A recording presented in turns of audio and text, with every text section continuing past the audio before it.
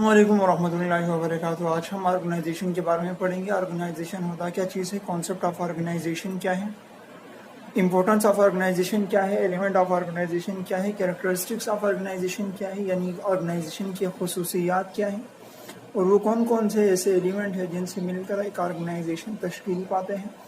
उसके बाद हम पढ़ेंगे कि ऑर्गेनाइजेशन के कितने टाइप्स हैं। उसके बाद हम स्ट्रक्चर ऑफ ऑर्गेनाइजेशन की तरफ जाएंगे, फंक्शन ऑफ ऑर्गेनाइजेशन की तरफ जाएंगे और स्ट्रेटजीज ऑफ ऑर्गेनाइजेशन की तरफ जाएंगे। इन तमाम तर चीज़ों के बारे में इंशाल्लाह हम डिटेलली इनको और इन कम्प्रिहेंसिव वे में पढ़ने की कोशिश करेंगे। तो बगैर वक्त ज़ाया किए आए चलते हैं कॉन्सेप्ट ऑफ ऑर्गेनाइजेशन की तरफ। वो कौन से ऐसे चीज़ें थे जिनकी ज़रूरत के बिना पर, यानी उन तमाम तर चीज़ों को जहन में रखते हुए या उन तमाम तर आइडियाज़ को जहन में रखते हुए एक चीज़ तश्कील दी गई जिसको हमने ऑर्गेनाइजेशन का नाम दिया। जी हाँ, आप बिल्कुल सही समझिए। ऑर्गेनाइजेशन लाइक और वीडियो, सब्सक्राइब और channel and press the icon bell. Pakistan का सबसे बेहतरीन तालीमी चैनल कॉम्पिटिटिव नॉलेज कुछ इस तरह है। जब ग्रुप ऑफ पीपल यानी ग्रुप ऑफ एक्सपर्टीज, या हम कह सकते हैं group of expert people work together in effective and efficient way में, तो हम उसको क्या कहते हैं, हम उसको ऑर्गेनाइजेशन कहते हैं। इसका मकसद क्या होता है? इसका मकसद ये होता है कि जो कंपनी है वो अपना गोल अचीव कर सके। ठीक है, तो यहाँ पर एक सवाल मैं अगर उठाना चाहूँ कि कंपनी अपना गोल कैसे अचीव कर सकते हैं, तो जाहिर सी बात है कि इसका जो आंसर होगा वो यही होगा कि इफेक्टिव वर्क करें, एफिशिएंट वर्क करें, तो जो कंपनी है वो अपना गोल अचीव करेगा। अरे इतना तो हर किसी को पता है, आप तो इंजीनियर बनने जा रहे हैं, तो थोड़ा टेक्निकली बताना होगा कि यार हम कैसे, जो एक शख्स है वो या जो कंपनी है वो कैसे इफेक्टिव और एफिशिएंट वर्क कर सकते हैं। तो इसके लिए तकरीबन है तो काफ़ी ज़्यादा स्टेप्स है, लेकिन जो मुख्तसरन जो स्टेप्स है वो हमारे पास 3 से 4 स्टेप्स हैं।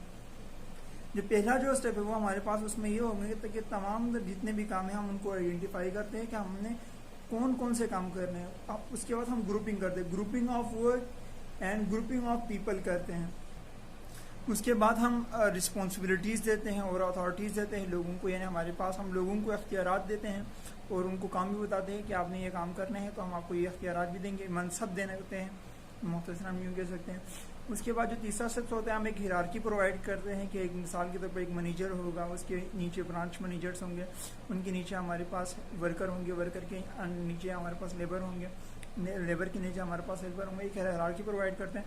उसके बाद हम इस्टब्लिश करते हैं रिलेशनशिप बिटवीन द जो वर्कर्स हैं और मैनेजर के दरमियान में, ताकि उनको अगर कोई मुश्किल आ रहे हैं किसी भी वर्क में तो उनको उन तमाम चीज़ों को वो हैंडल कर सकें।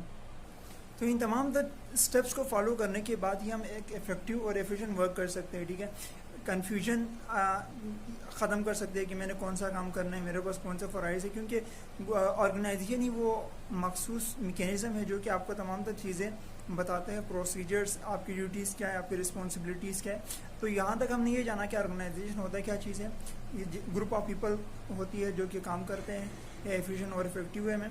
उसके बाद हमने पढ़ा इसका मकसद क्या होता है। इसका मकसद गोल अचीव करना होता है कंपनी का, या हमारे पास वो सर्विसेज के फॉर्म में हो सकते हैं, या वो प्रोडक्ट के फॉर्म में हो सकते हैं, या वो प्रॉफिट के फॉर्म में हो सकते हैं। ठीक है, डिफरेंट टाइप ऑफ, या प्रोडक्टिविटी के हवाले से होती है। ठीक है, यानी गोल अचीव करना होता है, जो भी उनका मकसद होता है उनका अचीव करना उनका दरअसल एक ऑर्गेनाइजेशन का मकसद होता है।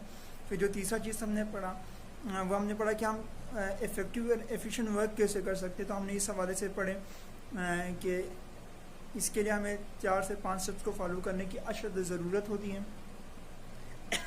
सॉरी माजरत। वो पहला स्टेप कौन सा होता है? पहला स्टेप में हमने आइडेंटिफाई करना होता है कि हमने कौन सा वर्क करना है। उसके बाद हमने जो सेकंड स्टेप आता है हमारे पास, हमने ग्रुपिंग करना होता है वर्क्स का। ग्रुपिंग करने के बाद हमने रिस्पॉन्सिबिलिटीज़ एंड अथॉरिटीज़ असाइन करने होते हैं लोगों को। उसके बाद हमारे पास जो चौथा स्टेप आता है उसमें हमने हिरार्की प्रोवाइड करना होता है। ठीक है, हिरार्की प्रोवाइड करने के बाद हमने इस्टब्लिश करना होता है रिलेशनशिप, ताकि कोई भी मसला है तो वो उनको रिपोर्ट करें, रिपोर्ट करने के बाद उनकी प्रॉब्लम सॉल्व किया जा सके। इसके बाद हम इंपॉर्टेंस पढ़ेंगे, इंपॉर्टेंस के बाद हम कैरेक्टरिस्टिक्स पढ़ेंगे, कैरेक्टरिस्टिक्स पढ़ने के बाद हम एलिमेंट्स ऑफ ऑर्गेनाइजेशन पढ़ेंगे। यानी एलिमेंट्स ऑफ ऑर्गेनाइजेशन सबसे इंपॉर्टेंट चीज़ है। یعنی وہ کون کون سے ایسے چیزیں ہیں جن سے مل کر ایک آرگنائزیشن نے تشکیل پانا ہے. تو بہت ہی امپورٹنٹ آگے جو آنے والے لیکچرز ہوں گے بہت